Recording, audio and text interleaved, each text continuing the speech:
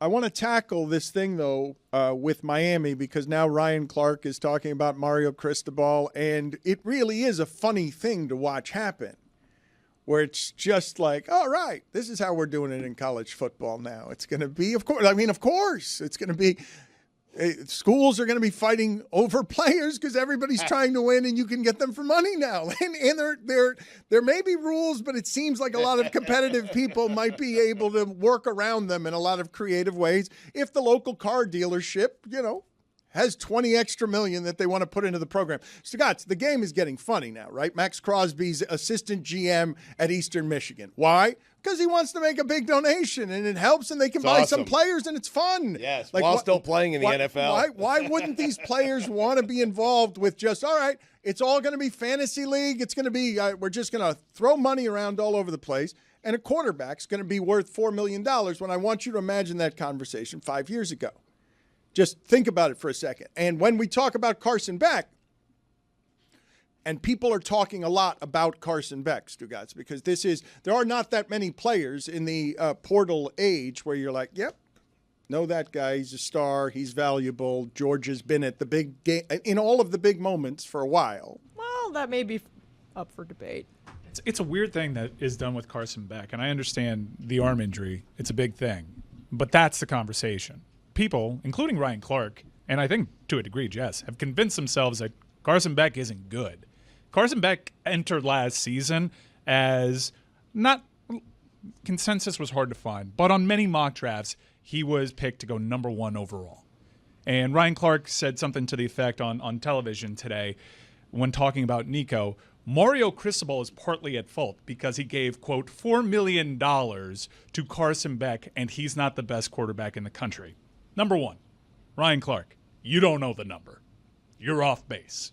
Number 2, if you're directly comparing Carson Beck to Nico, Carson Beck is quite almost literally twice the quarterback statistically than Nico. Nico is tied for 36th in the nation in QBR last season. Carson Beck was 8. Carson Beck won the SEC as QB1. He's an accomplished quarterback that's made a lot of money for himself inside that conference and now over at Miami. You don't need to invoke Mario Cristobal, especially when you're out of your depth. Well, when you won't tell us the number, you could see where people would think they know the number. There's a guy who knows the number who won't tell us what the number is. But yes, shut Ryan Clark up. If I may, let me explain why I won't tell you the number. Because it doesn't hurt Miami for Ryan Clark to go on television and just say things like, Miami paid Carson Beck $4 million. That doesn't hurt Miami at all. You know why?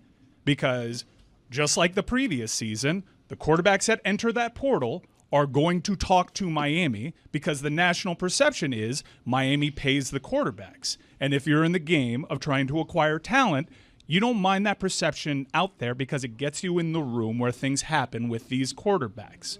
So why would I reveal the number?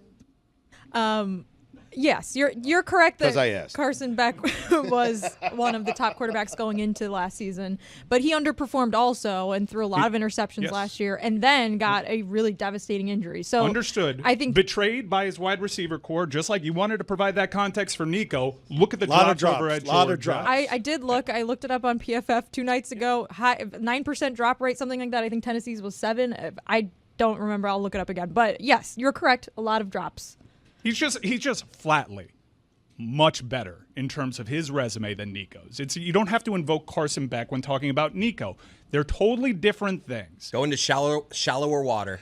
Oh, man, you're so close to getting that exactly right. Well, he went, look, the show, I wish, I'm telling you, the show that was in my head while Mike was talking. Yeah. Okay? Just because Chris Cody, when Mike Ryan said, Ryan Clark, you're out of your depth, Chris Cody said in my right ear, it ricocheted past, that's a bar. I heard it. You tell someone they're out of their depth. It's just college football media in general, people just speak on facts on NIL deals when the whole thing about NIL and the thing that people often lament is we haven't seen the deals. We haven't seen the deals. So just because you saw an IG tile that said Carson Beck made $4 million doesn't give you the right to open your trap on national TV and sound like a friggin' idiot. Wow. Whoa. I stand with Ryan Clark. Whoa. So do You can I. I stand think with it does him. give him You the can stand right. with Ryan Yes, Clark right, on the wrong yes. side of the number and on the wrong side of the stats, and also you can stand over there on minding your goddamn business because Carson Beck has nothing to do with Nico. Ryan Clark isn't standing right now because he's out of his depth. So he's Again, like paddling. But Mike, it's just Dan, stupid. Like people hear the joke, okay? it's just stupid. We have nothing don't to do get with it. this. Like, mind your own Yeah. freaking business, guys. Like, we have nothing to do with this. no, but Mike, they're all connected. I mean, it's crazy talk what you're saying. It's right not now. connected. If Carson Beck is getting a certain amount, of course they're connected. All the quarterbacks are connected now. yes, They're but all you getting don't know paid. the amount that he's making. Well, you Would won't it be tell better us. if he just blamed Duke? What if he just blamed Duke? You can blame Duke because Duke actually Let's set the blame market. Duke. Let's blame Duke and move along. Chris Cody, I heard that people send you clips of you mispronouncing things and you won't play them on air. I have the clip. You want me what I tried to say a couple hours ago? No, Here you wait, go. Chris, just hold on because you are doing Answer that question, you are though. doing such a good show for only me, Chris. I don't know why he was flapping his arms like a chicken. Chris whispered into my ear while you guys are raging at each other, while Mike Ryan starts to fight Ryan Clark, and as Jeremy squeaks into my left ear, bet you guys miss me talking about Heat now. We I don't. mean, it must have seemed sort of appetizing compared to that. Tase him. So yeah, Excuse me. Excuse me. I'm not allowed. When's the last time I spoke about Miami?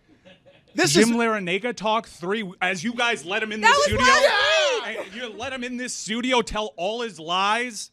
Like okay, cool. I'll just shut up. I talk for 5 seconds. Give you the goods too, because that segment right there, it's electric. Put this on social. Ryan Clark followed me on Instagram the other day. I want him to know that I stand with him.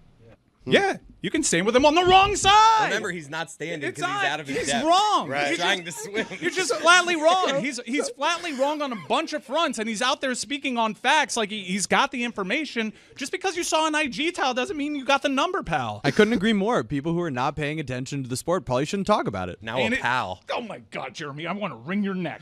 God damn it, Mike. You're telling me I was wrong? please, Of all the people to tell me I was wrong about something. somebody who are you tasing, Mike? Both. Tase Mike. Just a warning shot to the group. okay, Like, so hey, I no, got this. But here's the thing: you've lost. I'm gonna tase all of you. Wait, though. People just don't understand. People, Tase myself. Listen to me. Yeah. Listen to me. People do not understand that the greatest show happening right now on Earth is Chris Cody not being involved in our show in any way, but talking to me while you guys talk. He's doing a show just for me. It's useless because it doesn't help me do the show except for in this way. Because he's botched a couple of his lines, he has whimpered into my ear, my tongue is so heavy today. And then the next sentence, the NHL playoffs haven't even started. Not a good sign. He's already going late nights on the drinking, late nights. And now we're careening into crazy land with hockey and basketball playoffs. And Mike's not wrong. Mike has more information than Ryan Clark here. Say that one more time for the audience.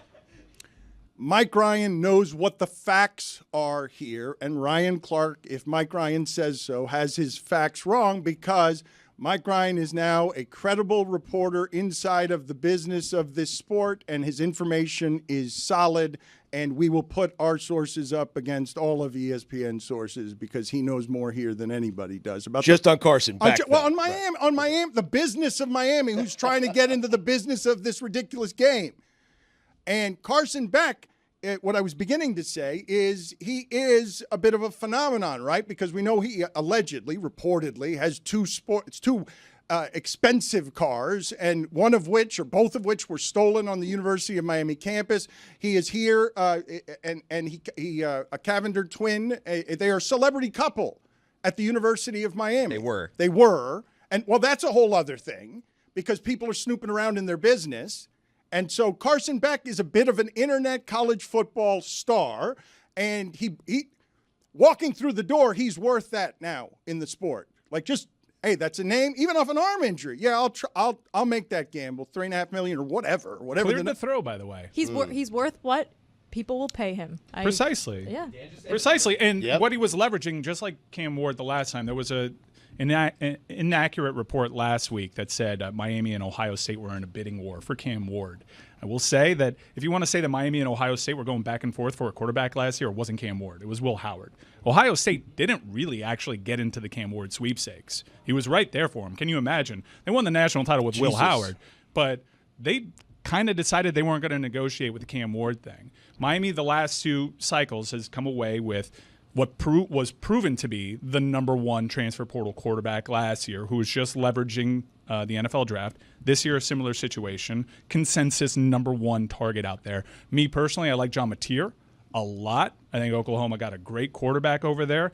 I'm not going to tell you that I don't have my questions. In fact, I was probably one of the people that were a little bit more nervous about Carson Beck because he turns the ball over, because he's got that arm injury. I know Brock Purdy was a favorite to win the NFL MVP like 8 months after he had the very same surgery, but it's not a perfect candidate. I was more excited about Cam Ward, but to see people talk about the NIL market as if they know a goddamn thing about it and invoke Miami's name in Tennessee's business is just bull. It's just bull. Okay, you saw a tweet and you think you know the number. No one knows the number. That's why this is all crazy.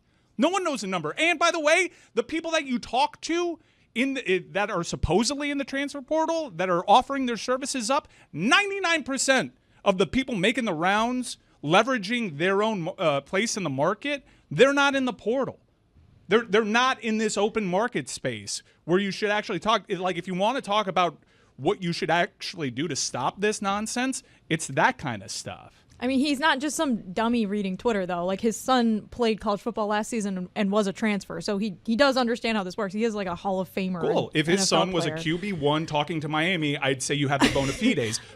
Or if he even got the number right, I'd say you're on the money there. But he didn't. Then tell us the number. He's well off.